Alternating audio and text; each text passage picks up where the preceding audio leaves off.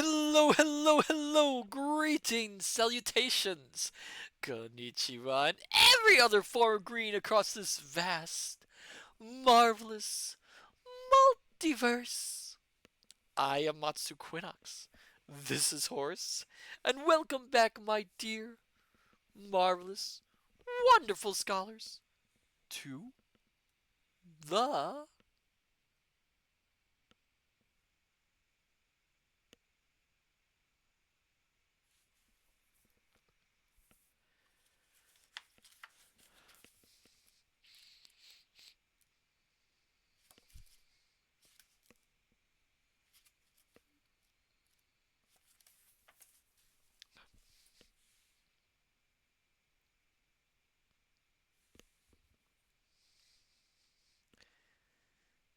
Stop.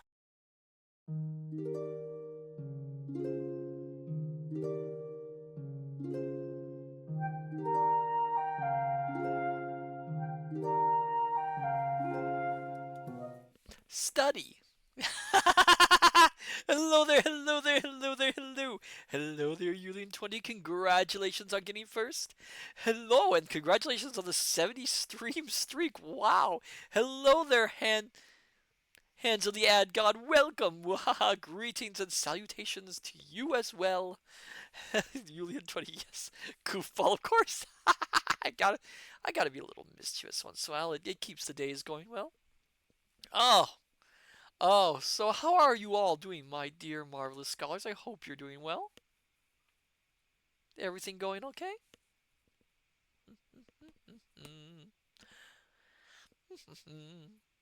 Julian20, okie dokie. Well, that's good. That's good to hear. That's wonderful to hear. Oh, so remember last time when we started the stream and I said I was running into a little glitch before the stream where everything had been sort of shrunken into the corner and I had to readjust everything? It actually happened again, except the opposite. Everything this time had been adjusted so that it filled the entire screen, and I have no idea what's going on. I'm starting to wonder if the software I'm using is kind of glitching out. I mean, I never really updated. Let's put it that way. As far as I know, I don't know actually, but I don't know what's going on. There's been some strange things going happening with it, and I'm wondering if it's about time that I updated a few things. We'll see. I don't know. Oh, but anyway, it's good to see all of you, my dear scholars. Today was an okay day. Nothing bad. Nothing too much. A bit, not really busy actually. So, hello there, Sophia. Welcome. Matsu, my head hurts. Soothe me with your dulcet tones. Oh, of course, of course. Let me get a little drink of water.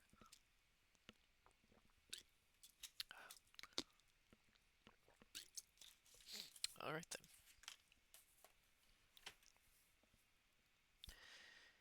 Greetings, salutations, and welcome all of you to Radio Matsu on request for one, Sophia Ignacy. Tonight, Matsu will be reading a book just for you. Just remember, tune in to Radio Matsu for entertainment and all the more readings just for you over here at Radio Matsu.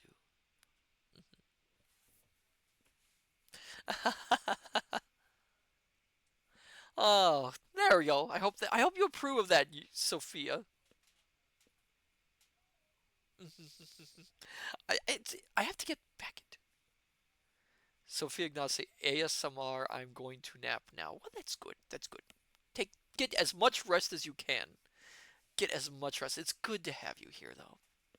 Thank you for coming. Sophia Ignacy, you should do an entire stream like that. I need a I think I need a better microphone than this one that I'm using, and I would love to. I need to find something to read in that tone. Ignacy, I would last 5 seconds before I passed out. I'll take that as a compliment. As a compliment. Sophia Ignacy, I would wake up covered in drool. I will take that also as a compliment, my dear Sophia. Ah, but, but, but, I'm saying the word but a lot, it seems. But, my dear scholars, Sophia Ignacio, oh, I have a hard time falling asleep, so yes, compliment. Ah, thank you, thank you, thank you, thank you, thank you.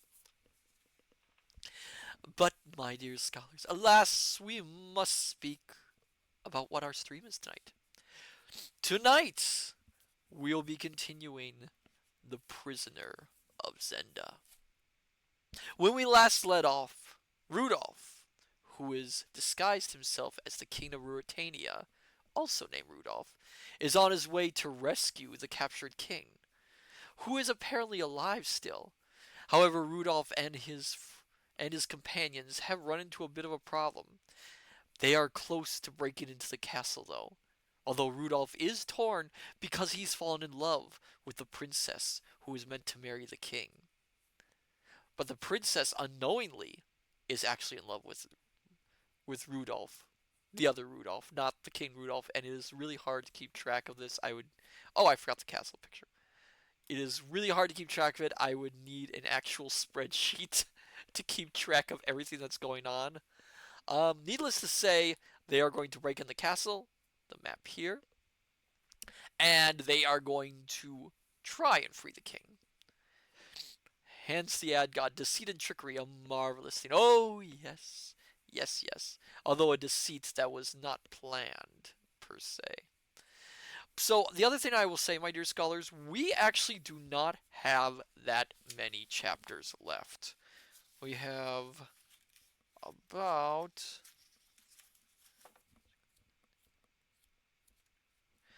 We have 6 chapters left to this. Now, I am thinking we are going to do what we did a bit back when we got to a situation like this. Yes, Julian 20, you could finish in 2 sessions. Yes, that is what I'm thinking. We are going to read only 3 chapters tonight, rather than the 4 that we've been more or less doing. That way we can do 3 chapters tonight, and then next Thursday we will do 3 more chapters and finish off the story then. That will also give me more time to figure out what we're going to do for the next stream, although I do have a good idea for it. So then, my dear scholars, shall we begin our reading of The Prisoner of Zenda and see what Rudolph can do to rescue his poor captured cousin? Oh, by the way, they are cousins. They were roommates. Julian 20 says, yes, please. All right. So then, my dear scholars, sit back, relax, have a hot or cold beverage, depending on your liking, and let us read The Prisoner of Zenda by Anthony Hope.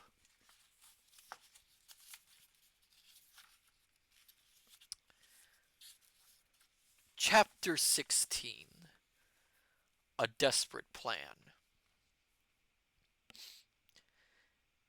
As I had ridden publicly in Zenda and had talked there with Rupert Hensau, of course all pretense of illness was at an end. I marked the effect on the garrison of Zenda. They ceased to be seen abroad, and any of my men who went near the castle reported that the utmost vigilance prevailed there. Touched as I was by Madame de Marlborough's appeal, I seemed as powerless to befriend her as I had proved to help the king. Michael bade me defiance, and although he too had been seen outside the walls, with more disregard for appearances than he had hitherto shown, he did not take the trouble to send any excuse for his failure to wait on the king. Time ran on in inactivity, when every moment was pressing, for not only was I faced with the new danger which the stir about my disappearance brought on me, but great murmurs had arisen in Strasau at my continued absence from the city. They had been greater, but for the knowledge that Flavia was with me, and for this reason I suffered her to stay, though I hated to have her where danger was, And though every day of our present sweet intercourse strained my endurance almost to breaking. Look, I know intercourse means different nowadays, but the wording. Oh dear, the wording. Though every day of our present sweet intercourse strained my endurance almost to breaking. Oh, that poor man. That poor, poor man. Oh, oh, oh, he needs more exercise. Excuse me. I am childish sometimes, my dear scholars. I am very childish. As a final blow, nothing would content my advisers, Strakenzik and the Chancellor, who came out from Strasau to make an urgent representation to me, save that I should appoint a day for the public solemnization of my betrothal. Sophia Ignacy, we're all 12-year-old boys at heart. Yes, yes, indeed. A ceremony which in Ruritania is well nigh as binding and great a thing as the marriage itself. Yes, he really, if he's having endurance problems with his intercourse, he really does need to get his betrothal on. I can't believe I said that!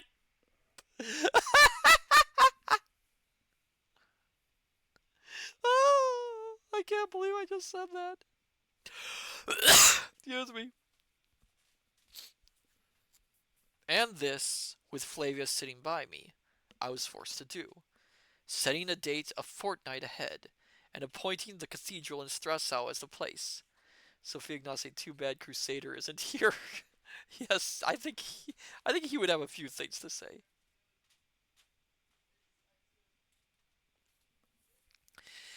And this formal act being published far and wide caused great joy throughout the kingdom, and was the talk of all tongues, so that I reckon there were but two men who chafed at it.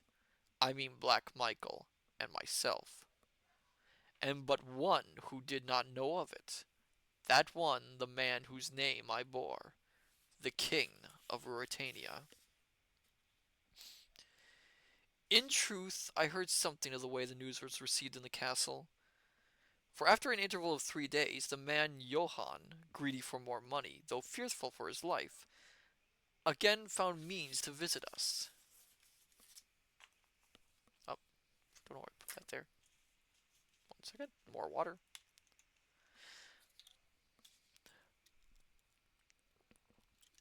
Okay. He had been waiting on the Duke when the tidings came.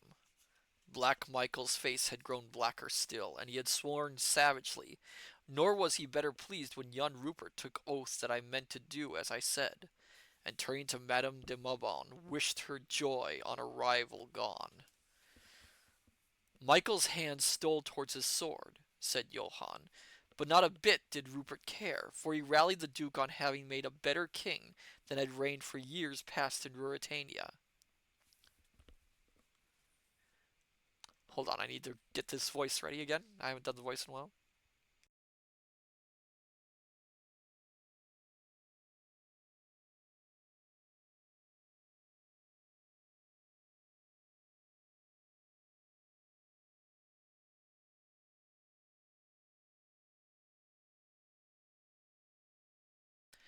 And, said he with a meaning bow to his exasperated master, the devil sends the princess a finer man than heaven had marked out for her. By my soul it does. Then Michael harshly bade him hold his tongue and leave them. But Rupert must need first kiss Madame's hand, which he did, as though he loved her, while Michael glared at him. This was the lighter side of the fellow's news, but more serious came behind. Sophia Ignacy, note to self, clip at 13 minutes. Oh no. Oh no. I'm gonna dread that, aren't I? And it was plain that if time pressed at Tarlingham, it pressed none the less fiercely at Zenda, for the king was very sick. Johann had seen him, and he was wasted and hardly able to move. There could be no thought of taking another for him now. So alarmed were they that they had sent for a physician from Strasau, and the physician, having been introduced into the king's cell, had come forth pale and trembling, and urgently prayed the Duke to let him go back and meddle no more in the affair. But the Duke would not, and held him there a prisoner, telling him his life was safe if the king lived, while the Duke desired, and died when the Duke desired.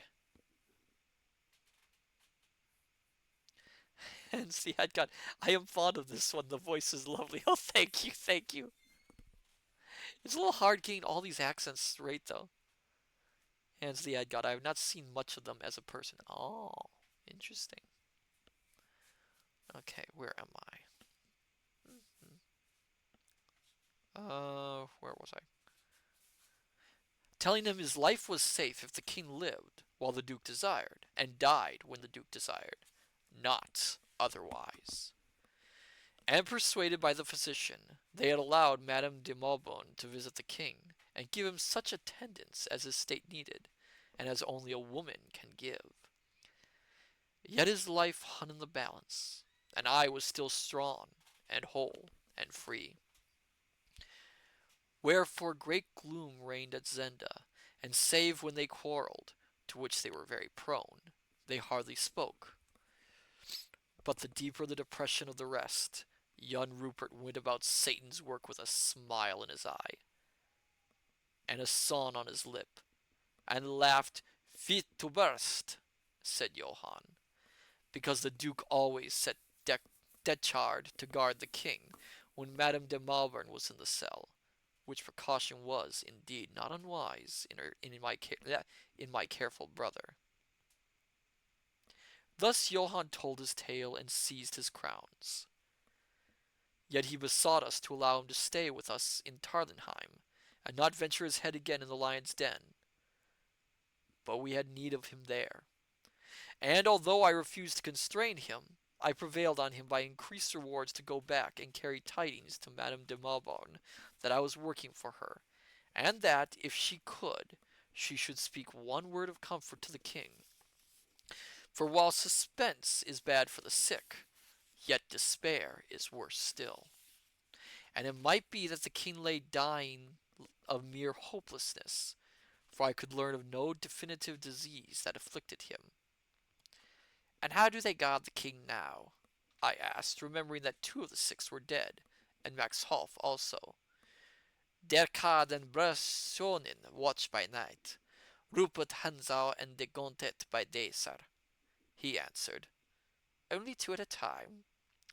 Aye, sir, but the others rest in a room just above, and are within sound of a cry or a whistle. A room just above? I didn't know that. Is there any communication between it and the room where they watch? No, sir. You must go down a few stairs, and through the door by the drawbridge, and so to where the king is lodged. And that door is locked. Only the 4 lords have keys, sir. I drew nearer to him. And have they keys to the grating? I asked in a low whisper. I think, sir, only Deckard and Rupert. Where does the Duke lodge? In the chateau, on the 1st floor. His apartments are on the right as you go towards the drawbridge. And Madame de Maubon? Just opposite, on the left, but her door is locked after she has entered. To keep her in? Doubtless, sir. Perhaps for another reason. It is possible. And the Duke, I suppose, has the key. Yes, and the drawbridge is drawn back at night, and of that too the Duke holds the key, so that it cannot be run across the moat without application to him. And where do you sleep? In the entrance hall of the chateau, with 5 servants. Armed? They have pikes, sir, but no firearms. The Duke will not trust them with gotta get those V's in. The Duke will not trust them with firearms. Then at last I took the matter boldly in my hands. I had failed once at Jacob's ladder. I should fail again there. I must make the attack from the other side. I have promised you 20,000 crowns, said I. You shall have 50,000 if you will do what I ask of you tomorrow night. But first, Do those servants know who your prisoner is? No, sir. They believe him to be some private enemy of the Duke's. And they would not doubt that I am the king? How should they? He asked. Look to this, then, tomorrow. Look at this. There. Look to this, then. Tomorrow, at 2 in the morning exactly, fling open the front door of the chateau. Don't fail by an instant. Shall you be there, sir? Ask no questions. Do what I tell you. Say the hall is closed, or what you will. That is all I ask of you. And may I escape by the door, sir, when I have opened it? Yes, as quick as your legs will carry you. One thing more. Carry this note to Madame... Oh, it's in French, you can't read it. And charge her, for the sake of all our lives, not to fail in what it orders. The man was trembling, but I had to trust to what he had of courage and to what he had of honesty. I dared not wait, for I feared that the king would die. 1 second, more water.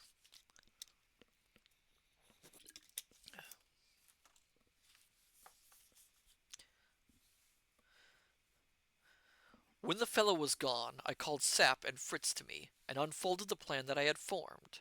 Sap shook his head over it. "Why can't you wait?" he asked. "The king may die." "Michael will be forced to act before that." "Then," said I, "the king may live." "Well, and if he does?" For a fortnight?" I asked simply, and Sap bit his mustache. Suddenly Fritz von Tarlenheim laid his hand on my shoulder. "Let us go, and make the attempt," said he. "I mean you to go." "Don't be afraid," said I. "Aye, but do you stay here and take care of the princess?"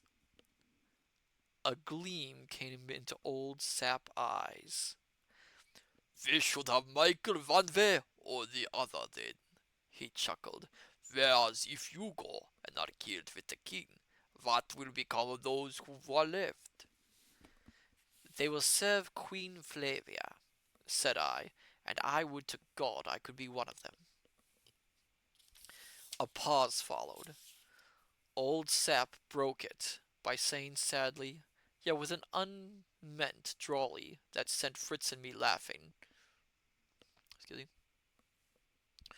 "Why didn't old Rudolph the Third marry your great-grandmother, was it?"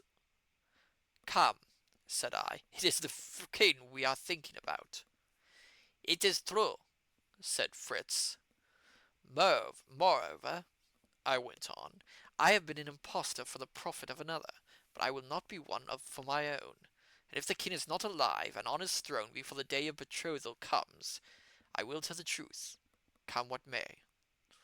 "You shall go, lad," said Sap. Here is the plan I had made. A strong party under Sap's command was to steal up to the door of the chateau.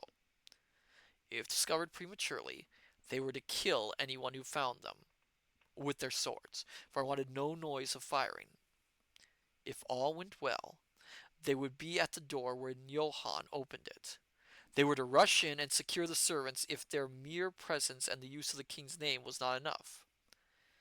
At the same moment, and on this hinged the plan, a woman's cry was to ring out loud and shrill from Antoinette de Malburn's chamber. Again and again she was to cry, "Help! Help! Michael! Help!" and then to utter the name of young Rupert Hentzau. Then, as we hoped, Michael in fury would rush out of his apartments opposite and fall alive into the hands of Sap. Still the cries would go on, and my men would let down the drawbridge, and it would be strange if Rupert, hearing his name thus taken in vain, did not descend from where he slept and seek to cross. De Gautet might or might not come with him. That must be left to chance. And when Rupert set foot on the drawbridge, there was my part, for I was minded for another swim in the moat, and lest I should grow weary, I resolved to take with me a small wooden ladder, on which I could rest my arms in the water, and my feet when I left it. I would rear it against the wall just by the bridge, and when the bridge was across, I would stealthily creep on to it. Then, if Rupert or de Gautet crossed in safety, it would be my misfortune, not my fault. They dead, two men only would remain, and for them we must trust to the confusion we had created and to a sudden rush. We should have the keys of the door that led to the all-important rooms. Perhaps they would rush out. If they stood by their orders, then the king's life hung on the swiftness with which we could force the outer door. And I thanked God that not Rupert Hentzau watched, but Deckard.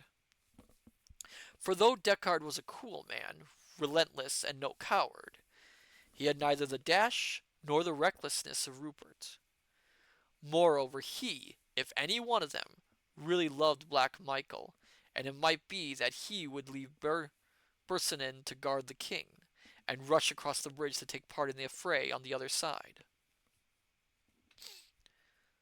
So I planned, desperately, and that our enemy might be the better lulled to security, I gave orders that our residence be brilliantly lighted from top to bottom, as though we were engaged in revelry, and should so be kept all night, with music playing and people moving to and fro. Starkenzik would be there, and he was to conceal our departure, if he could, from Flavia. And if we came not again by the morning, he was to march openly and in force to the castle, and demand the person of the king. If Black Michael were not there, as I did not think he would be, the marshal would take Flavia with him, as swiftly as he could, to Stressau, and there proclaim Black Michael's treachery and the probable death of the king, and rally all that there was honest and true round the banner of the princess. And to say truth, this was what I thought most likely to happen. For I had great doubts whether either the king or Black Michael or I had more than a day to live. Well, if Black Michael died, and if I, the play actor, slew Rupert Hudsow with my own hand, and then died myself, it might be that fate would deal as lightly with Ruritania as could be hoped, notwithstanding that she demanded the life of the king, and to her dealing thus with me, I was in no temper to make objection. It was late when we rose from conference, and I betook me to the princess's apartments. She was pensive that evening, yet when I left her she flung her arms about me and grew for an instant bashfully radiant as she slipped a ring on my finger. I was wearing the king's ring, but I had also on my little finger a plain band of gold engraved with the motto of our family, Nil que vice. This I took off and put on her, and signed to her to let me go. And she, understanding, stood away and watched me with dimmed eyes. Wear this ring, even though you wear another when you are queen, I said. Whatever else I wear, this I will wear till I die and after, said she, as she kissed the ring. Ooh, we got a plan, my dear scholars. Wonder how it'll turn out. Will it succeed? Will it not? We'll see in a moment.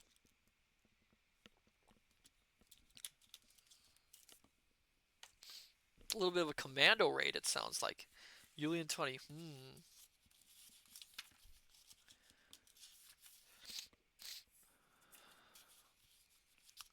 So it'll be the second one of the night. Chapter 17. Young Rupert's Midnight Diversions. The night came fine and clear. I had prayed for dirty weather, such as had favored my previous voyage in the moat, but fortune was this time against me. Still, I reckoned that by keeping close under the wall and in the shadow, I could escape detection from the windows of the chateau that looked out on the scene of my efforts. If they searched the moat, indeed my scheme must fail, but I did not think they would. They had made Jacob's ladder secure against attack. Johann had himself helped to fix it closely to the masonry on the underside, so that it could not now be moved from below any more than from above.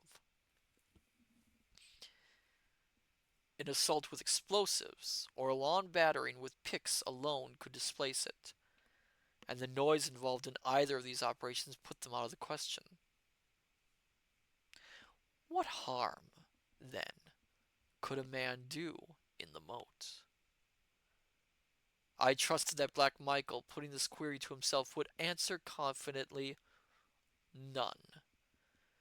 While even if Johann meant treachery, he did not know my scheme, and would doubtless expect to see me at the head of my friends before the front entrance to the chateau. There, I said to Shep, was the real danger. And there, I added, you shall be. Doesn't that content you? But it did not. Dearly would he have liked to come with me, had I not utterly refused to take him. One man might escape notice. To double the party more than doubled the risk. And when he ventured to hint once again that my life was too valuable, I, knowing the secret thought he clung to, sternly bade him to be silent, assuring him that unless the king lived through the night, I would not live through it either.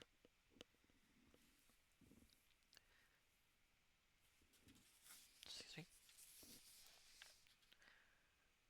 At 12 o'clock, Sap's command left the chateau of Tarlenham and struck off to the right, riding by unfrequented roads and avoiding the town of Zenda. If all went well, they would be in front of the castle by about 1:45. Leaving their horses half a mile off, they were to steal up to the entrance and hold themselves in readiness for the opening of the door. If the door were not opened by 2, they were to send Fritz von Terlenheim round to the other side of the castle.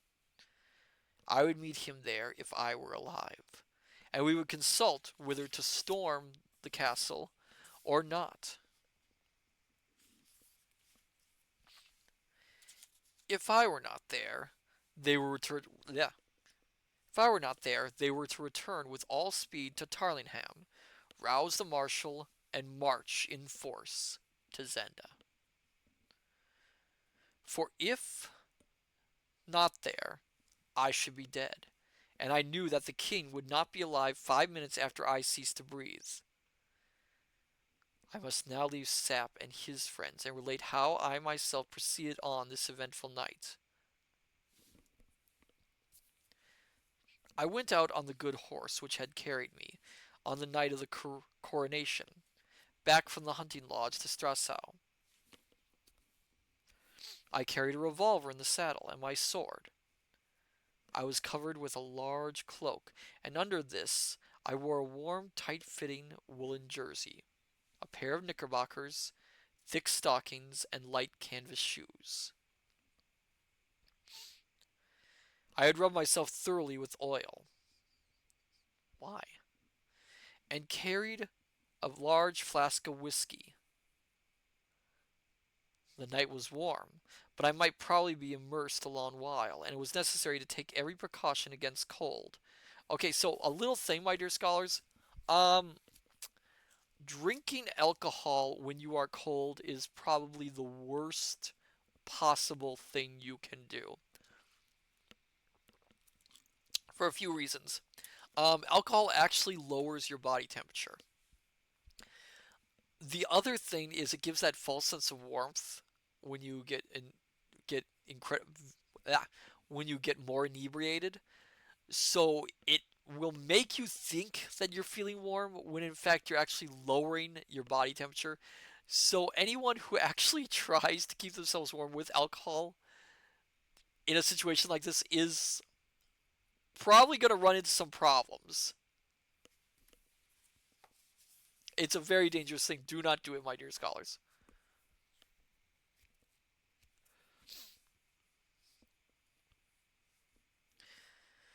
For cold not only saps a man's courage if he has to die, but impairs his energy if others have to die, and finally gives him rheum, rheumatics if it be God's will that he lives.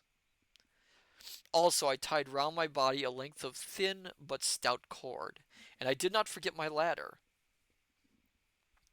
I, starting after sap, took a shorter route, skirting the town to the left, and found myself in the outskirts of the forest at about 12:30.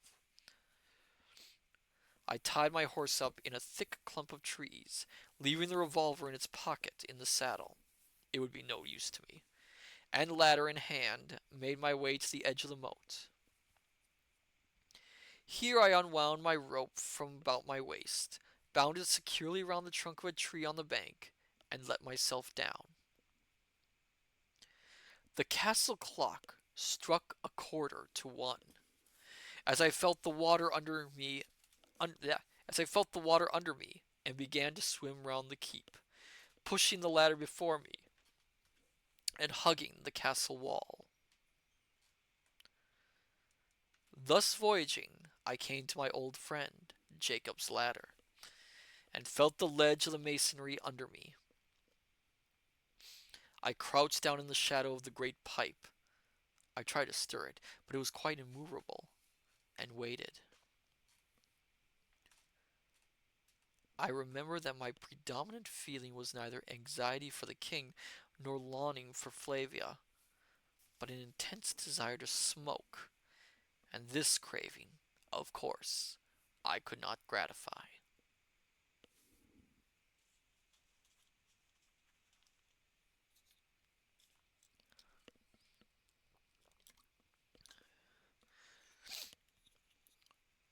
The drawbridge was still in its place. I saw its airy, slight framework above me, and some 10 yards to my right, as I crouched with my back against the wall of the king's cell, I made out a window 2 yards my side of it, and nearly on the same level.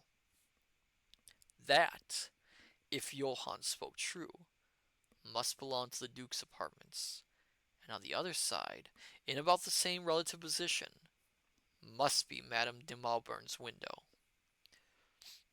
Women are careless, forgetful creatures. I apologize to all my female scholars who are watching this. It is the book's opinion, not my own.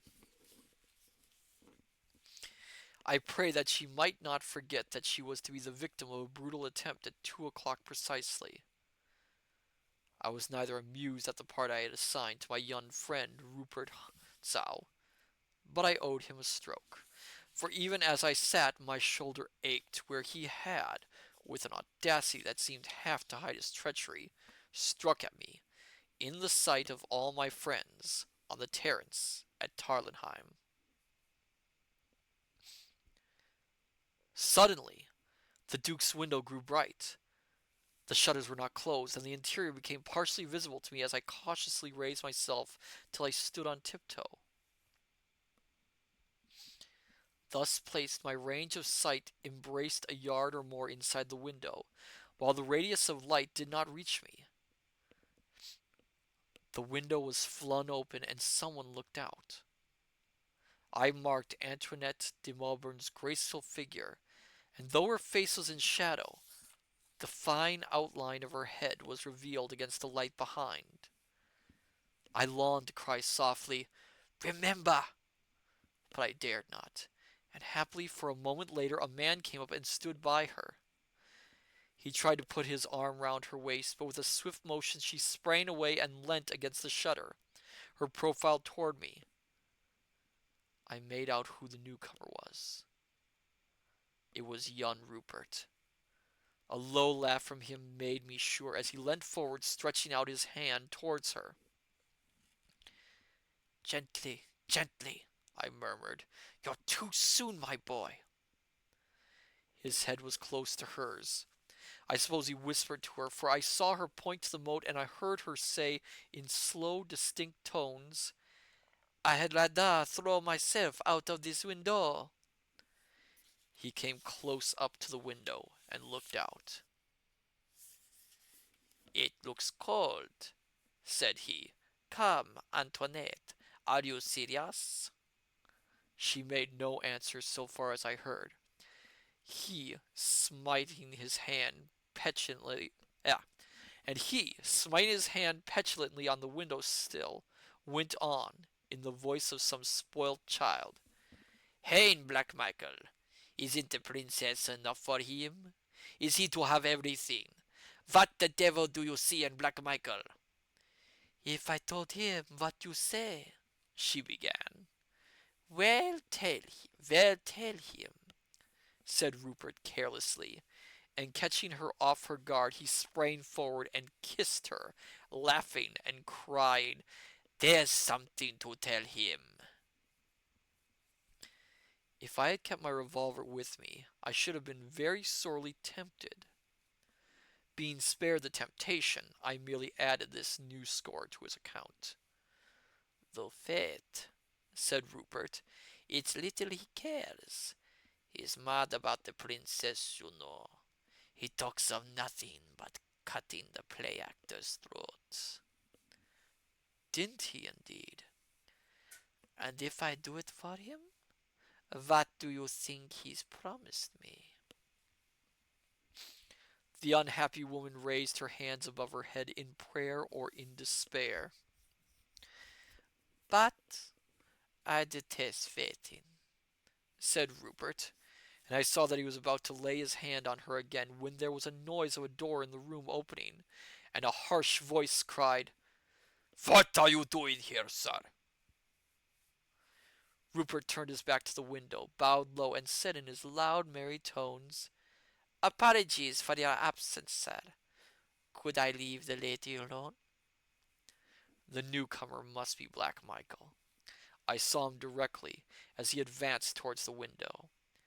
He caught young Rupert by the arm. The moat would, yeah, the moat would hold more than the king, said he with a significant gesture. Does your highness threaten me? Asked Rupert. A threat is more warning than most men get from me. Yet, observed Rupert, Rudolph Rossendale has been much threatened, and yet lives. Am I in fault because my servants bungle? Asked Michael scornfully. Your Highness has run no risk of bungling, sneered Rupert. It was telling the Duke that he shirked danger as plain as ever. I have heard a man told. Black Michael had self-control. Yeah, I missed. How did I miss those words? It was telling the Duke that he shirked danger as plain as ever I have heard a man told. Black Michael had self-control. I dare say he scowled. It was a great regret to me that I could not see their faces better, but his voice was even and calm as he answered, Enough, enough. We mustn't quarrel, Rupert. Are Deckard and Bernardson at their posts? They are, sir. I need you no more. Nay, I am not oppressed with fatigue, said Rupert. Pray, sir, leave us, said Michael more impatiently. In 10 minutes the drawbridge will be drawn back, and I presume you have no wish to swim to your bed. Rupert's figure disappeared. I heard the door open and shut again. Michael and Antoinette de Mauban were left together. To my chagrin, the Duke laid his hand on the window and closed it. He stood talking to Antoinette for a moment or two. She shook her head, and he turned impatiently away. She left the window. The door sounded again, and Black Michael closed the shutters. They got it! They got it, man! Sounded from the drawbridge. Unless you want a bath before your bed, come along. It was Rupert's voice, coming from the end of the drawbridge. A moment later, he and Dagontet stepped out on the bridge. Rupert's arm was through Dagontet's, and in the middle of the bridge he detained his companion and leant over. I dropped behind the shelter of Jacob's ladder. Then Master Rupert had a little sport. He took from Dagontet a bottle which he carried, and put it to his lips. "Hardly a drop," he cried discontentedly, and flung it in the moat. It fell, as I judged from the sound and the circles on the water, within a yard of the pipe, and Rupert, taking out his revolver, began to shoot at it. The first two shots missed the bottle, but hit the pipe. The third shattered the bottle. I hoped that the young ruffian would be content. But he emptied the other barrels at the pipe, and one, skimming over the pipe, whistled through my hair as I crouched on the other side. "Bridge!" a voice cried to my relief. Rupert and Dagontet cried, "A moment!" and ran across. The bridge was drawn back, and all became still. The clock struck 1:15. I rose and stretched myself and yawned. I think some 10 minutes had passed when I heard a slight noise to my right. I peered over the pipe and saw a dark figure standing in the gateway that led to the bridge. It was a man. By the careless, graceful poise, I guessed it to be Rupert again. He held a sword in his hand, and he stood motionless for a minute or two. Wild thoughts ran through me. On what mischief was the young fiend bent now? Then he laughed low to himself. Then he turned his face to the wall, took a step in my direction, and to my surprise began to climb down the wall. In an instant I saw that there must be steps in the wall. It was plain. They were cut into or affixed to the wall at intervals of about 18 inches. Rupert set his foot on the lower one. Then he placed his sword between his teeth, turned round, and noiselessly let himself into the water. Had it been a matter of my life only, I would have swum to meet him. Dearly would I have loved to fight it out with him, then and there, with steel, on a fine night, and none to come between us. But there was the king. I restrained myself, but I could not bridle my swift breathing, and I watched him with the intensest eagerness. Eagerness. That's an odd word phrase. He swam leisurely and quietly across. There were more steps up on the other side, and he climbed them. When he set foot in the gateway, standing on the drawn-back bridge, he felt in his pocket and took something out. I heard him unlock the door. I could hear no noise of its closing behind him. He vanished from my sight.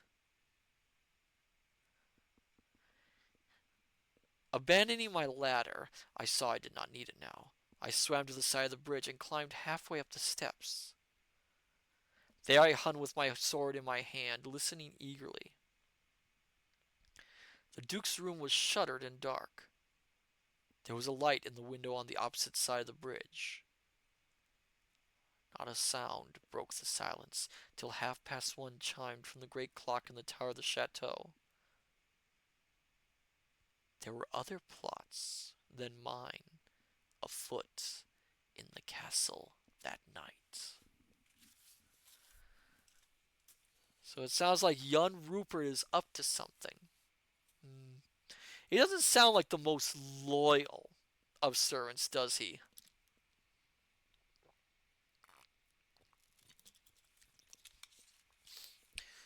One thing that I'm finding really interesting, my dear scholars, is that while Black Michael is, oh, I dropped something. While Black Michael is the main villain of this story, it's very obvious that they're slowly pulling the focus back away from Black Michael. It's Rupert is sort of taking over as the main character's main, how do we put this, main foe. Young Rupert is the one who our Rudolph is really focusing on. Rassendal keeps bringing him up, whereas Black Michael, yes, he's brought up, but it's very obvious Black Michael is just the man behind the man. And at the same time, we can see that Rupert himself is kind of not following orders all that much. Rupert's actually kind of a more interesting character than Black Michael is, I have to say.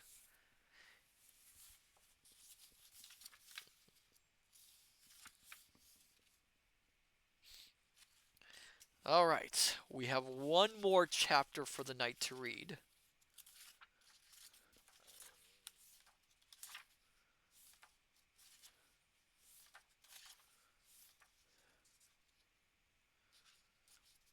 Well, actually,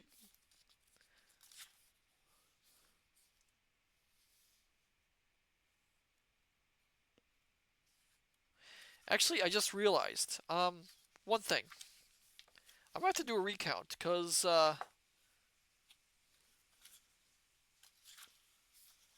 was wrong. There are 22 chapters, so that means 3 chapters and 4 chapters.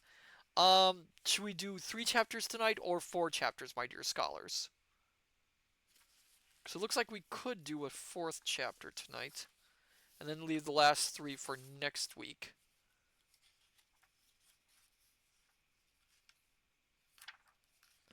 Which do you think we should do? 4 chapters tonight, or you leave 20? Up to you. I am asking you, my dear scholars. Well, you know what? Let's see how I feel and how much time we have. And if I'm feeling up to it, I'll do my fourth chapter. If I'm not, I'll just stick with the 3. Let's see how I'm feeling. All right. Chapter 18. The Forcing of the Trap. The position wherein I stood does not appear very favorable to thought. Yet for the next moment or two I thought profoundly. I told myself, scored 1 point. Be Rupert Hudzow's errand what it might, and the villainy he was engaged on what it would, I had scored 1 point. He was on the other side of the moat from the king, and it would be by no fault of mine if ever he set foot on the other side again. I had 3 left to deal with, 2 on guard, and de Gontet in his bed. Ah, if I had the keys, I would have risked everything and attacked Deckard and Bersonin before their friends could join them. But I was powerless. I must wait till the coming of my friends entice someone to cross the bridge. Someone with the keys. And I waited, as it seemed, for half an hour, really for about 5 minutes, before the next act in the rapid drama began. All was still on the other side. The Duke's room remained inscrutable behind its shutters. The light burned steadily in Madame de Mauburn's window. Then I heard the faintest sound. It came from behind the door which led to the drawbridge on the other side of the moat. It but just reached my ear, yet I could not be mistaken as to what it was. It was made by a key, being turned very carefully and slowly. Who was turning it? And of what room was it the key? There left before my eyes the picture of young Rupert, with the key in one hand, his sword in the other, and an evil smile on his face. But I did not know what door it was, nor on which of his favorite pursuits young Rupert was spending the hours of that night. I was soon to be enlightened, for the next moment before my friends could be near the chateau door, before Johann the keeper would have thought to nerve himself for his task. There was a sudden crash from the room with the lighted window. It sounded as though someone had flung down a lamp and the window went dark and black.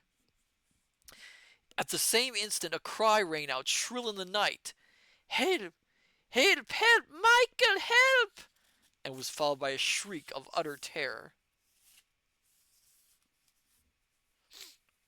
I was tingling in every nerve, and I stood on the topmost step, clinging to the threshold of the gate with my right hand and holding my sword in my left. Suddenly, I perceived that the gateway was broader than the bridge. There was a dark corner on the opposite side where a man could stand. I darted across and stood there. Thus placed, I commanded the path, and no man could pass between the chateau and the old castle till he had tried conclusions with me. There was another shriek. Then a door was flung open and clanged against the wall, and I heard the handle of a door savagely twisted. "Open the door! In God's name, what's the matter?" cried a voice, the voice of Black Michael himself. He was answered by the very words I had written in my letter. "Help, Michael! Hetzow!" A fierce oath rang out from the Duke, and with a loud thud he threw himself against the door. At the same moment I heard a window above my head open, and a voice cried, "What's the matter?" And I heard a man's hasty footsteps. I grasped my sword. If the Gautet came my way, the 6 would be less by one man. Would be less by one more. Yeah. Then I heard the clash of crossed swords and a tramp of feet, and I cannot tell the thing so quickly as it happened, for all seemed to come at once. There was an angry cry from Madame's room, the cry of a wounded man. The window was flung open. Young Rupert stood there, sword in hand. He turned his back, and I saw his body go forward to the lunge. Trying to see who's this. "Ah, Johann, there's one for you. Come on, Michael." Johann was there, then, come to the rescue of the Duke. How would he open the door for me? For I feared that Rupert had slain him. "Help!" cried the Duke's voice, faint and husky. I heard a step on the stairs above me, and I heard a stir down to my left in the direction of the king's cell. But before anything happened on my side of the moat, I saw 5 or 6 men round young Rupert in the embrasure of Madame's window. 3 or 4 times he lunged with incomparable dash and dexterity. For an instant... Oh, I lost my place. For an instant they fell back, leaving a ring round him. He leapt on the parapet of the window, laughing as he leapt, and waved his sword in his hand. He was drunk with blood, and he laughed again wildly as he flung himself headlong into the moat. What became of him then? I did not see, for as he leapt, the Gautet's lean face looked out through the door by me, and without a second hesitation, I struck at him with all the strength God had given me, and he fell dead in the doorway without a word or a groan. I dropped on my knees by him. Where were the keys? I found myself muttered, "The keys, man, the keys!" as though he had been yet alive and could listen. When I could not find them, God forgive me, I believe I struck a dead man's face. At last I had them. There were but 3. Seizing the largest, I felt the lock of the door that led to the cell. I fitted in the key. It was right. The lock turned. I drew the door close behind me and locked it as noiselessly as I could, putting the key in my pocket. I found myself at the top of a flight of steep stone stairs. An oil lamp burnt dimly in the bracket. I took it down and held it in my hand, and I stood and listened.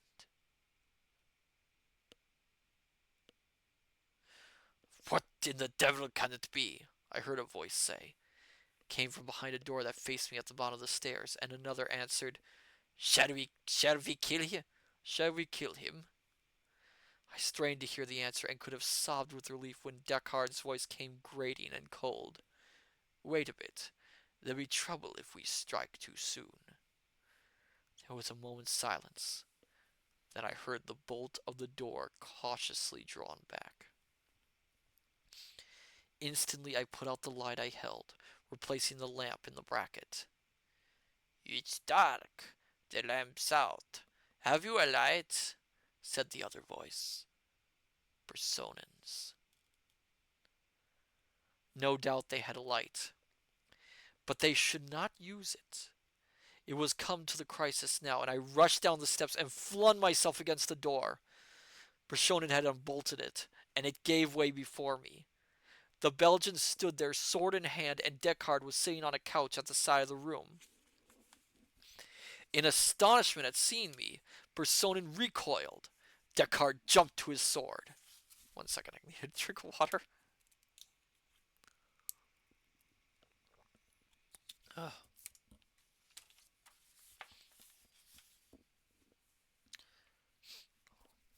Where was I? Personen recoiled. Deckard jumped to his sword. I rushed madly at the Belgian. He gave way before me, and I drove him up against the wall. He was no swordsman, though he fought bravely, and in a moment he lay on the floor before me. I turned. Deckard was not there. Faithful to his orders, he had not risked a fight with me, but had rushed straight to the door of the king's room, opened it, and slammed it behind him. Even now he was at his work inside. And surely he would have killed the king, and perhaps me also, had it not been for one devoted man who gave his life for the king. For when I forced the door, the sight I saw was this. The king stood in the corner of the room. Broken by his sickness, he could do nothing. His fettered hands moved uselessly up and down, and he was laughing horribly in half-mad delirium. Deckard and the doctor were together in the middle of the room, and the doctor had flung himself on the murderer, pinning his hands to his sides for an instant. Excuse me again. Then Deckard wrenched himself free from the feeble grip, and as I entered, drove his sword through the hapless man. Then he turned on me, crying, "At last!" We were sword to sword. By blessed chance, neither he nor Personen had been wearing their revolvers. I found them afterwards, ready loaded on the mantelpiece of the outer room. It was hard by the door, ready to their hands, but my sudden rush in had cut off access to them. Yes, we were man to man, and we began to fight, silently, sternly, and hard. Yet I remember little of it, save that the man was my match with the sword. Nay, and more, for he knew more tricks than I, and that he forced me back against the bars that guarded the entrance to Jacob's ladder. And I saw a smile on his face, and he wounded me in the left arm. No glory do I take for that contest. I believe that the man would have mastered me and slain me, and then done his butcher's work, for he was the most skilful swordsman I have ever met. But even as he pressed me hard, the half-mad, wasted, wan creature in the corner leapt high in lunatic mirth, shrieking, "It's Cousin Rudolph! Cousin Rudolph! I'll help you, Cousin Rudolph!" And catching up a chair in his hands, he could but just lift it from the ground and hold it uselessly before him. He came towards us. Hope came to me. "Come on!" I cried. "Come on, drive it against his legs!"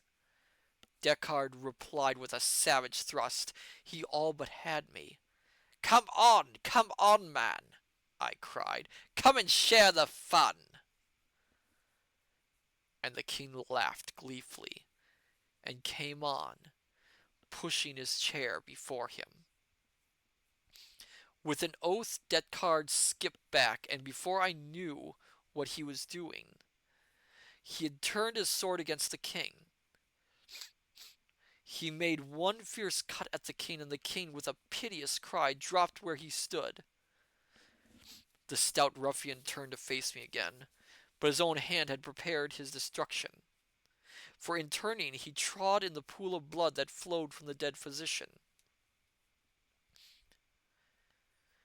He slipped, he fell. Like a dart, I was upon him. I caught him by the throat, and before he could recover himself, I drove my point through his neck. With a stifled curse, he fell across the body of his victim. Oh, jeez, that is, oh, wow, that is violent. Oh, oh my goodness. Oh, that is violent, my dear scholars.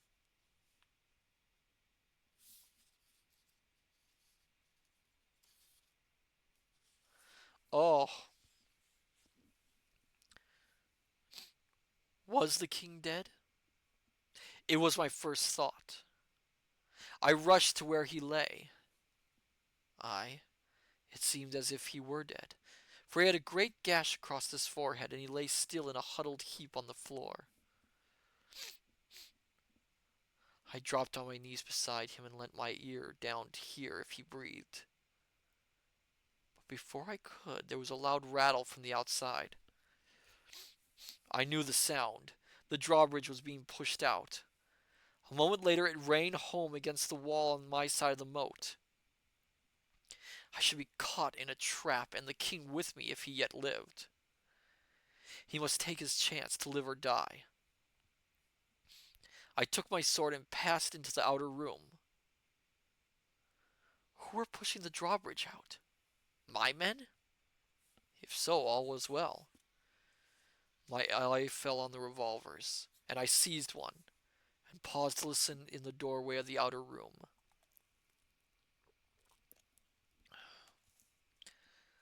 To listen, say I. Yes, and to get my breath. And I tore my shirt and twisted a strip of it round my bleeding arm and stood listening again. I would have given the world to hear Sap's voice, for I was faint, spent, and weary, and that wildcat Rupert Hentzau was yet at large in the castle. Yet, because I could better defend the narrow door at the top of the stairs than the wider entrance to the room, I dragged myself up the steps and stood behind it, listening. What was that sound? Again, a strange one for the place and time. An easy, scornful, merry laugh. The laugh of young Rupert Hentzau. I could scarcely believe that a sane man would laugh. Yet the laugh told me that my men had not come, for they must have shot Rupert ere now, if they had come. And the clock struck 2:30. My God, the door had not been opened. They had gone to the bank. They had not found me. They had gone by now back to Tarlingham with the news of the king's death and mine. What would be true before they got there? Was not Rupert laughing in triumph? For a moment I sank, unnerved, against the door. Then I started up again, alert again, for Rupert cried scornfully, "There the bridge is there. Come over it, and in God's name let's see Black Michael. Keep back your curse. Michael, come and fight for her." If it were a three-cornered fight, I might yet bear my part. I turned the key in the door and looked out. Double checking something.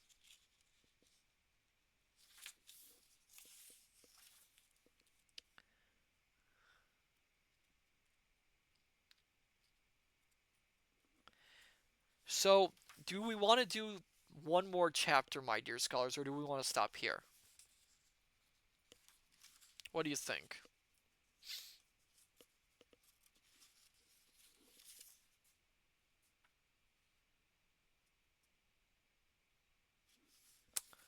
What do you think, my dear scholars? Shall we continue or should we stop here for the night?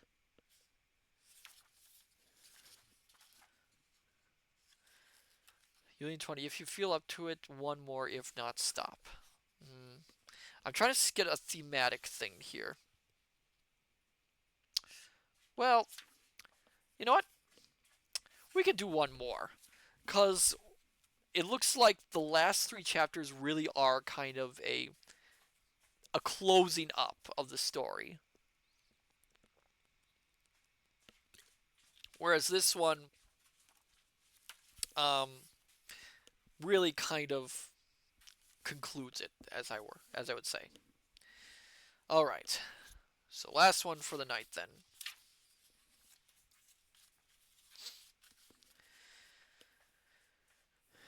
Actually, one thing, scholars. I will be right back, and then we will do the last bit.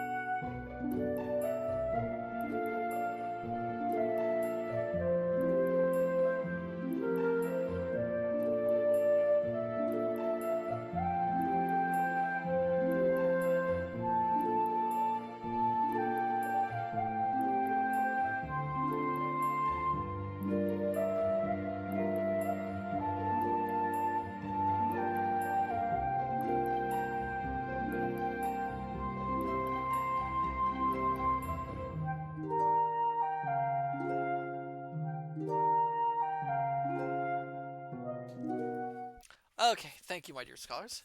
Let us continue, or rather conclude for the night with tonight's reading. Okay. Chapter 19. Face to Face in the Forest. For a moment, I could see nothing, for the glare of the lanterns and torches caught me full in the eyes from the other side of the bridge. But soon the scene grew clear, and it was a strange scene. The bridge was in its place. At the far end of it stood a group of the Duke's servants. 2 or 3 carried the lights which had dazzled me. 3 or 4 held pikes in rest. They were huddled together. Their weapons were protruded before them. Their faces were pale and agitated. To put it plainly, they looked in as at a rate of fright as I have seen men look. They gazed apprehensively at a man who stood in the middle of the bridge, sword in hand. Rupert Hentzau was in his trousers and shirt. The white linen was stained with blood, but his easy, buoyant pose told me he was himself either not touched at all or merely scratched. There he stood, holding the bridge against them, and daring them to come on, or rather, bidding them send Black Michael to him. And they, having no firearms, cowered before the desperate man, and dared not attack him. They whispered to one another, and in the backmost rank I saw my friend Johann lean against the portal of the door, and staunching with a handkerchief the blood which flowed from a wound in his cheek. By marvelous chance, I was master. The cravens would oppose me no more than they dared attack Rupert. I had but to raise my revolver, and I sent him to his account with his sins on his head. He did not so much as know that I was there. I did nothing. Why, I hardly know to this day. I had killed one man stealthily that night, and another by luck rather than skill. Perhaps it was that. Again, villain as the man was, I did not relish being one of a crowd against him. Perhaps it was that.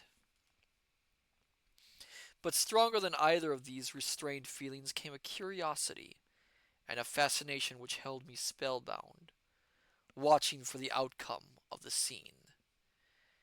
"Michael, you dog! Michael, if you can stand, come on!"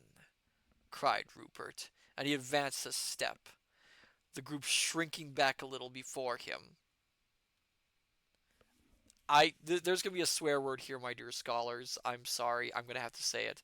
But it is in reference to the character, so I apologize. "Michael, you bastard, come on!" Because he is technically one. Michael is technically one.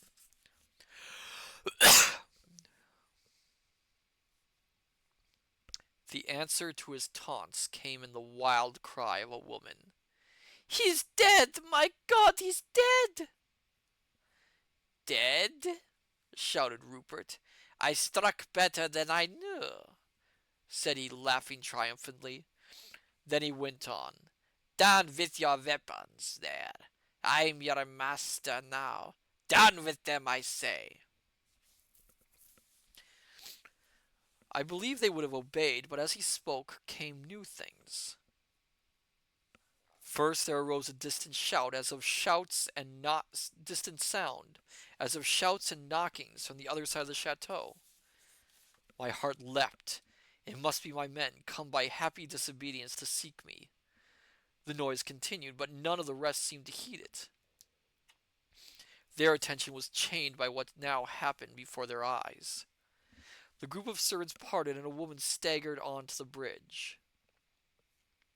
Antoinette de Malborn was in a loose white robe. Her dark hair streamed over her shoulders. Her face was ghastly pale, and her eyes gleamed wildly in the light of the torches.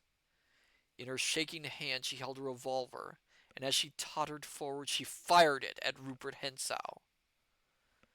The ball missed him and struck the woodwork over my head. "Faith, madam," laughed Rupert, "had your eyes been no more deadly than your shooting, I had not been in this scrape, nor Black Michael in hell tonight." She took no notice of his words. With a wonderful effort she calmed herself till she stood still and rigid. Then very slowly and deliberately she began to raise her arm again, taking most careful aim.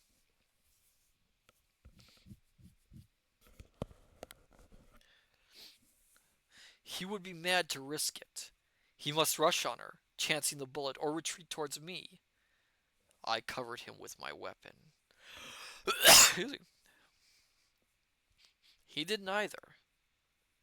Before she had got her aim, he bowed in his most graceful fashion, cried, "I can't kill where I've kissed," and before she or I could stop him, laid his hand on the parapet of the bridge, and lightly leapt into the moat.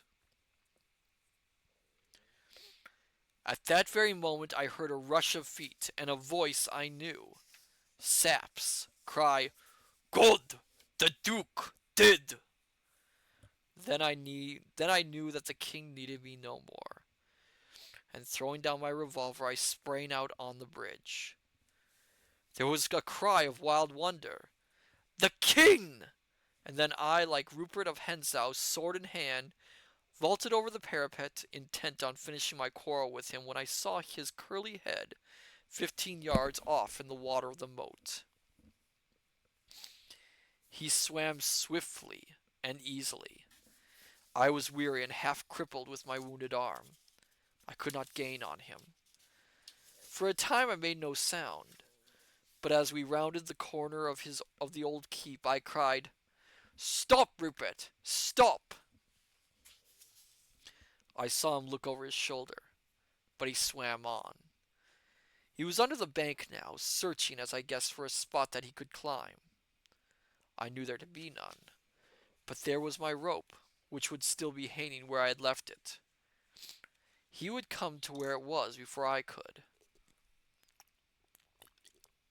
Perhaps he would miss it. Perhaps he would find it, and if he drew it up after him, he would get a good start of me. I put forth all my remaining strength and pressed on.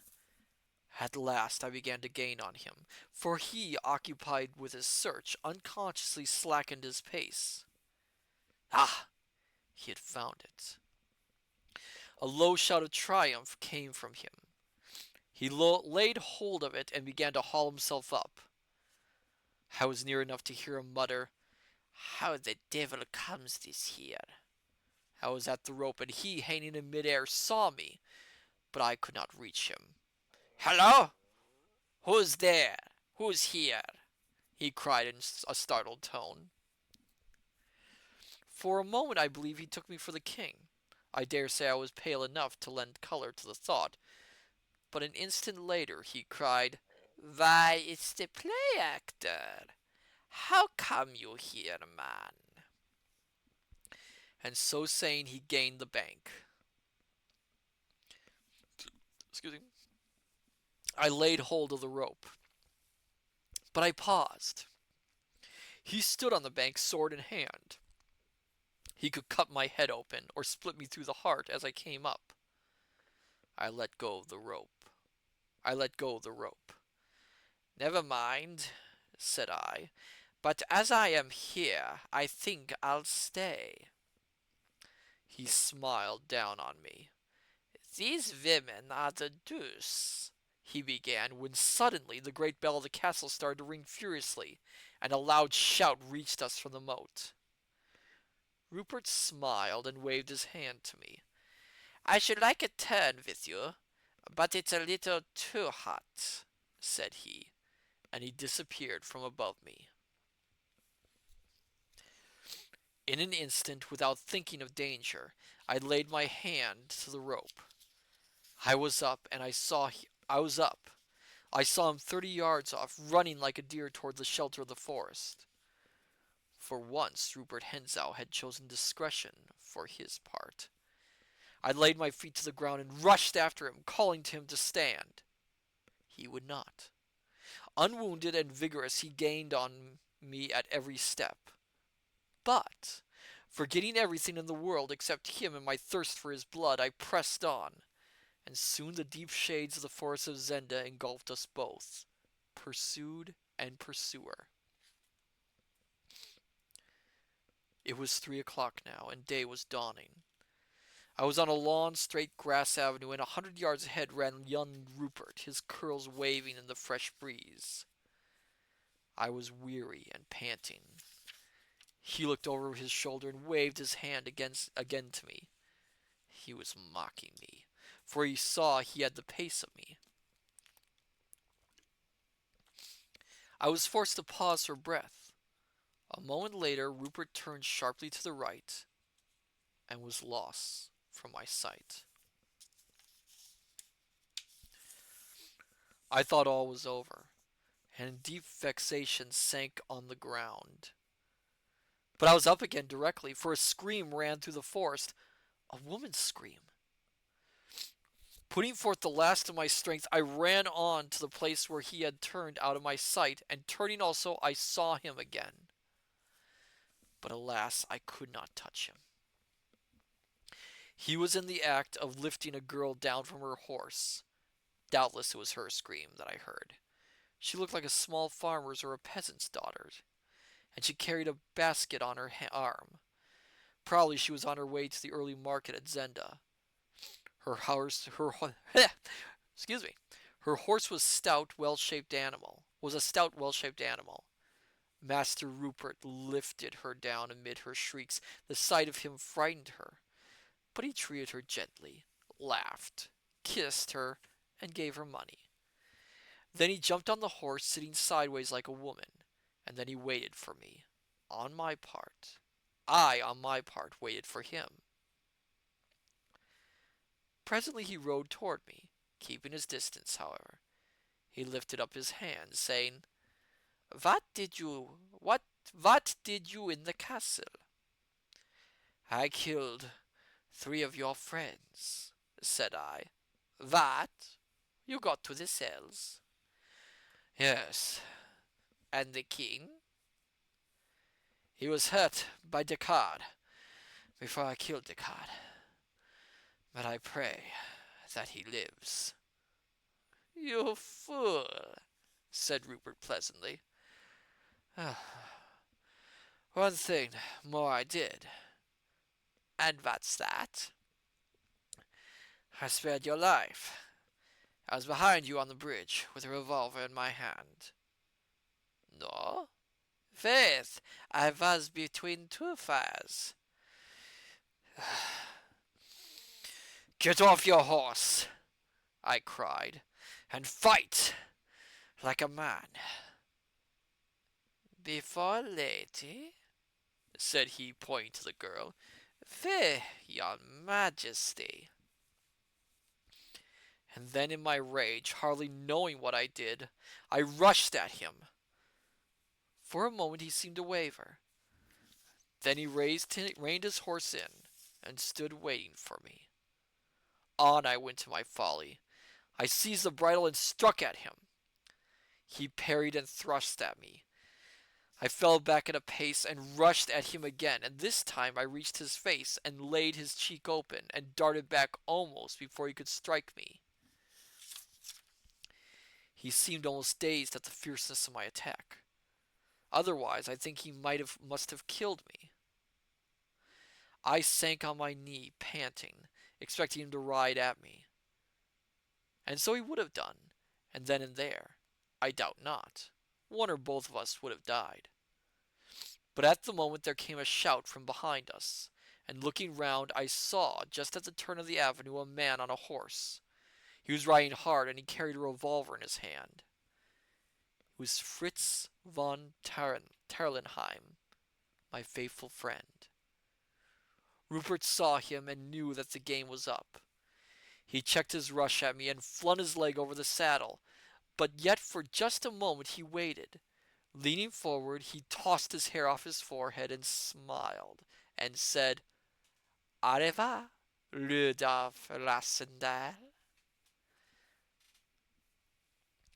Then, with his cheeks streaming blood, but his lips laughing, and his body swaying with ease and grace, he bowed to me.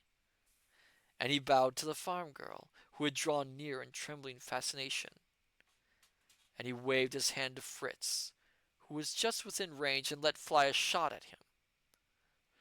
The ball came nigh doing its work, for it struck the sword he held, and he dropped the sword with an oath, wringing his fingers, and clapped his heels hard on his horse's belly, and rode away at a gallop.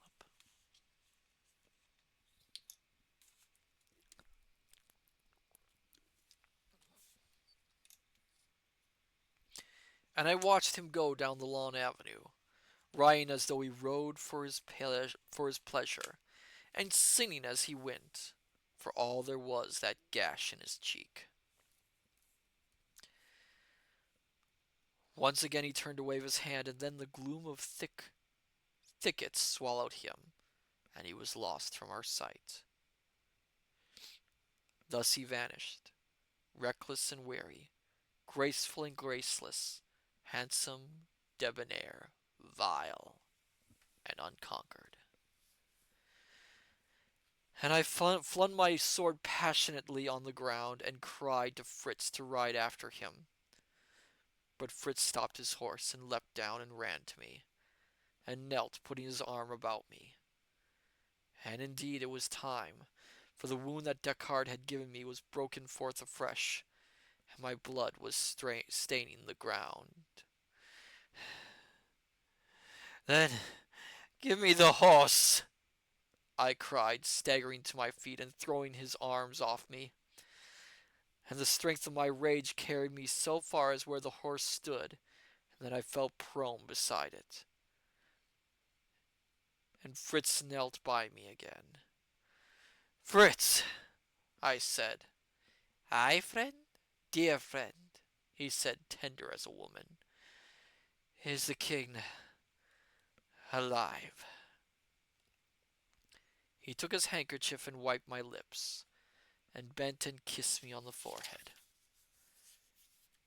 "Thanks to the most gallant gentleman that lives," said he softly, "the king is alive." The little farm girl stood by us, weeping for fright and wide-eyed for wonder, for she had seen me at Zenda. Was not I, pallid, dripping, foul, and bloody as I were, yet was not I the king? And when I heard that the king was alive, I strove to cry, "Hooray!" but I could not speak, and I laid my head back in Fritz's arms, and closed my eyes, and I groaned. And then, lest Fritz should do me wrong in his thoughts, I opened my eyes and tried to say hurrah again, but I could not. Being very tired and now very cold, I huddled myself close up to Fritz to get the warmth of him, and shut my eyes again, and went to sleep. And we will stop there for the evening, my dear scholars. Wow, that was intense. Oh, it's a shame that Rupert got away. And poor Rudolph. Oh, he has had a day. He has had a day. He has had a long time. Oh my goodness. Oh, the poor man.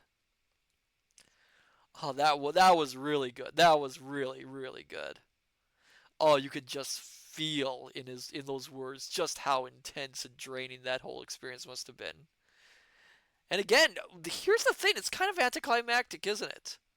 Our hero never touches Black Michael. He never gets the chance to fight Black Michael, and neither does Sap or any of the heroes. In the end, it's Rupert who takes him out. It's one of the villains who takes him down. And our hero is left without that victory. And he doesn't even get the chance to fight to finish off Rupert either. Everything, he's left with no absolute victory other than the fact that the king is alive. Oh, oh, that is intense. But anyway, my dear scholars, so next week, if everything goes according to plan, we'll be doing more Power Wash Simulator on Tuesday. I want to do more of that before we go back to Ace Attorney. And then Thursday, if everything goes according to plan, we will be finishing off The Prisoner of Zenda. Oh, that'll be interesting. We only have 3 chapters left. I wonder how it will end. Will it be a happy ending or a sad ending? I wonder. But for now, let's see if there is anyone we can raid tonight.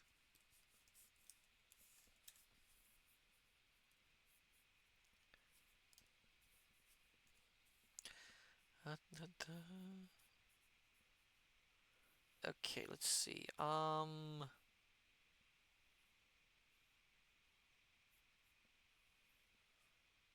me see here.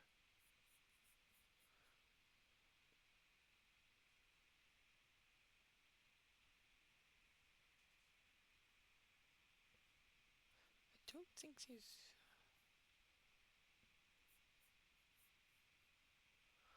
Let's see.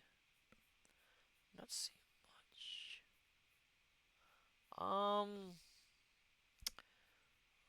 Wonder. Do we want to raid a gaming streamer or a reading streamer? I'm not seeing a lot of reading streamers right now, unfortunately.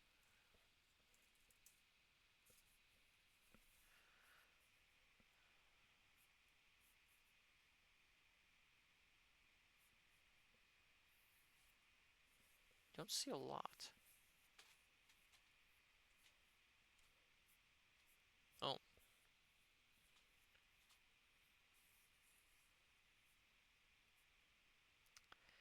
at least no one who can. we can really raid, I think. Um, so I think we will raid Jewelry Jelly. She is playing Mega Man 3. It's always nice to raid her.